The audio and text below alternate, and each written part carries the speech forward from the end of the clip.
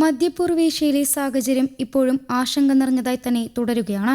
US, Iran, Israel എന്നീ രാജ്യങ്ങൾ തമ്മിലുള്ള സംഘർഷം ലോകശ്രദ്ധയോടെ നിരീക്ഷിക്കുകയാണ്. ഈ സാഹചര്യത്തിൽ സമാധാനം ലക്ഷ്യമിട്ടുള്ള ചർച്ചകൾക്ക് ഖത്തർ മധ്യസ്ഥനായി പ്രവർത്തിക്കുന്നുണ്ട്. എന്നാൽ നേരിട്ട് US-ഉം ഇറാനും തമ്മിൽ കൂടിക്കാഴ്ച നടത്താനുള്ള സാഹചര്യം ഇപ്പോഴും ഉണ്ടായിട്ടില്ല എന്നാണ് ഖത്തർ അറിയിച്ചിരിക്കുന്നത്. ആയതിനാൽ സമാധാന ധാരണയിലേക്കുള്ള നീക്കങ്ങൾ കുറച്ചുകൂടി സമയം എടുക്കുമെന്നാണ് വിലയിരുത്തൽ. നിലവിലെ സാഹചര്യത്തിൽ US-ഉം ഇറാനും തമ്മിലുള്ള ചർച്ചകൾ മധ്യസ്ഥരിലൂടെയാണ് നടക്കുന്നത്. ഇരു രാജ്യങ്ങളുടെയും പ്രതിനിധികൾ ഖത്തറുമായി പ്രത്യേകം കൂടിക്കാഴ്ച നടത്തും. എന്നാൽ ഇരുവരും നേരിട്ട് ഒരു മേശയ്ക്ക് ചുറ്റും ഇരുന്ന് ചർച്ച നടത്തില്ല എന്ന് ഖത്തർ വ്യക്തമാക്കി. മേഖലയിലെ സുരക്ഷാ സാഹചര്യം ഇപ്പോഴും പൂർണ്ണമായി ശാന്തമായിട്ടില്ല എന്നതിനാലാണ് ഈ തീരുമാനം. സംഘർഷം രൂക്ഷമായ സമയത്ത് ദോഹയിലെത്തിയ US പ്രതിനിധികളുമായി നേരിട്ട് കൂടിക്കാഴ്ച നടത്തിയില്ല എന്ന് ഇറാൻ നേരത്തെ തന്നെ വ്യക്തമാക്കിയിരുന്നു. അതുകൊണ്ടാണ് ഇപ്പോൾ ഖത്തർ മധ്യസ്ഥനായ വിവരങ്ങൾ കൈമാറുകയും ചർച്ചകൾ മുന്നോട്ട് കൊണ്ടുപോവുകയും ചെയ്യുന്നത്. ഹോർമൂസ് കടലിടുക്കുമായി ബന്ധപ്പെട്ട പ്രശ്നങ്ങളും ഇപ്പോൾ പ്രധാന ചർച്ചാ വിഷയമാണ്. കടലിടുക്കിൽ സ്ഥാപിച്ചിട്ടുള്ള മൈനുകൾ നീക്കം ചെയ്യുന്നത് എളുപ്പമല്ല എന്നും അതിന് അന്താരാഷ്ട്ര വിദഗ്ധരുടെ സഹായം ആവശ്യമായി വരുമെന്നും ഖത്തർ അറിയിച്ചു. ലോകത്തിലെ പ്രധാന എണ്ണക്കപ്പലുകൾ സഞ്ചരിക്കുന്ന വഴികളിലൊന്നാണ് ഹോർമൂസ് കടലിടുക്ക്. ആയതിനാൽ അവിടെയുള്ള ഏത് സുരക്ഷാ പ്രശ്നവും ലോക വ്യാപാരത്തെയും എണ്ണ വിതരണത്തെയും ബാധിക്കാൻ സാധ്യതയുണ്ട്.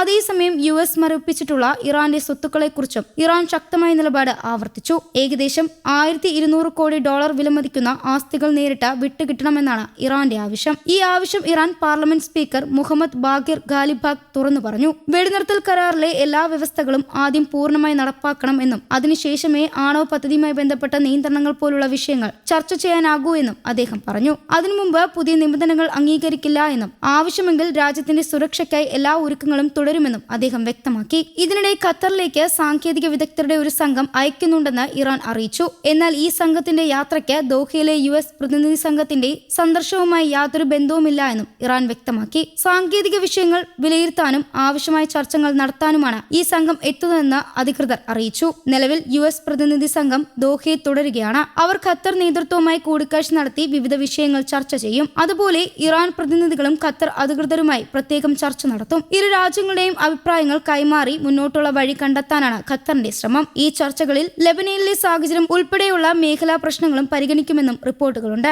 സമാധാന കരാറിന് തടസ്സമായി നിൽക്കുന്ന വിഷയങ്ങൾ പരിഹരിക്കാൻ എല്ലാ ഭാഗത്തു നിന്നും ശ്രമങ്ങൾ തുടരുകയാണ്.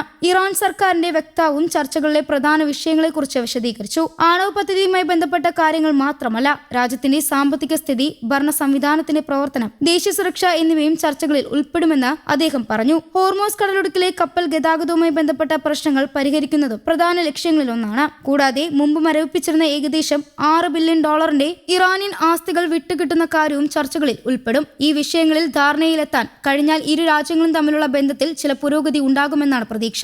അതേസമയം ഇസ്രായേലും ഇറാനും തമ്മിലുള്ള വാക്കേറ്റവും കൂടുതൽ ശക്തമായിരിക്കുകയാണ്. ഇറാന്റെ പരമോന്നത നേതാവ് മുജ്തബ ഖമീനിയെ വധിക്കുമെന്ന തരത്തിൽ ഇസ്രായേൽ പ്രതിരോധ മന്ത്രി ഇസ്രയേൽ കാറ്റ്സ് നടത്തിയ പ്രസ്താവനയ്ക്ക് പിന്നാലെ ഇറാൻ ശക്തമായി പ്രതികരിച്ചു. ഇറാൻ വിദേശകാര്യമന്ത്രി അബ്ബാസ് അരഗ്ചി കടുത്ത ഭാഷയിലാണ് പ്രതികരണം അറിയിച്ചത്. ഇസ്രായേലിനെ പിന്തുണയ്ക്കുന്ന നിലപാട് അവസാനിപ്പിക്കാനും സാഹചര്യം കൂടുതൽ വഷളാകുന്ന നടപടികൾ നിയന്ത്രിക്കാനും US തയ്യാറാകണമെന്ന് അദ്ദേഹം ആവശ്യപ്പെട്ടു. ഇറാന്റെ ജനങ്ങൾക്കും രാജ്യത്തിന്റെ നേതൃത്വത്തിനുമെതിരെ ഏത് തരത്തിലുള്ള ഭീഷണിയോ ആക്രമണമോ ഉണ്ടായാലോ അതിന് ശക്തമായ മറുപടി നൽകുമെന്നും അബ്ബാസ് അരഗ്ചി മുന്നറിയിപ്പ് നൽകി. രാജ്യത്തിന്റെ സുരക്ഷയിലും പരമാധികാരത്തിലും വിട്ടുവീഴ്ച ചെയ്യില്ല എന്നും അദ്ദേഹം വ്യക്തമാക്കി. ഇപ്പോൾ ലോകം ശ്രദ്ധയോടെ നോക്കിക്കൊണ്ടിരിക്കുന്നത് ഖത്തറിന്റെ മധ്യസ്ഥ ശ്രമങ്ങളിലാണ്. നേരിട്ടുള്ള ചർച്ചകളില്ലെങ്കിലും ആശയവിനിമയം തുടരുമെന്നത് ഒരു നല്ല സൂചനയായി വിലയിരുത്തപ്പെടുന്നു. എന്നാൽ പല പ്രധാന വിഷയങ്ങളിലും ഇരു രാജ്യങ്ങളും ഇപ്പോഴും വ്യത്യസ്ത നിലപാടിലാണ്. ആയതിനാൽ അന്തിമ ധാരണയിലേക്ക് എത്താൻ കൂടുതൽ സമയം വേണ്ടിവരുമെന്ന് വിലയിരുത്തലുണ്ട്. US, ഇറാൻ, ഇസ്രയേൽ എന്നീ രാജ്യങ്ങൾ തമ്മിലുള്ള നിലവിലെ സാഹചര്യം ഇപ്പോഴും വളരെ സങ്കീർണമാണ്. ഖത്തറിന്റെ മധ്യസ്ഥതയിൽ ചർച്ചകൾ തുടരുന്നുണ്ടെങ്കിലും നേരിട്ടുള്ള കൂടിക്കാഴ്ചകൾക്ക് ഇതുവരെ വഴിയൊരുങ്ങിയിട്ടില്ല.